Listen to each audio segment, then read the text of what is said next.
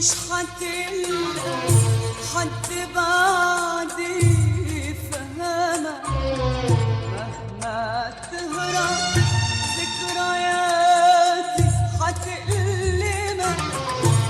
مش هتلقى حد بعدي فهمك، مهما تهرب ذكرياتي هتألمك.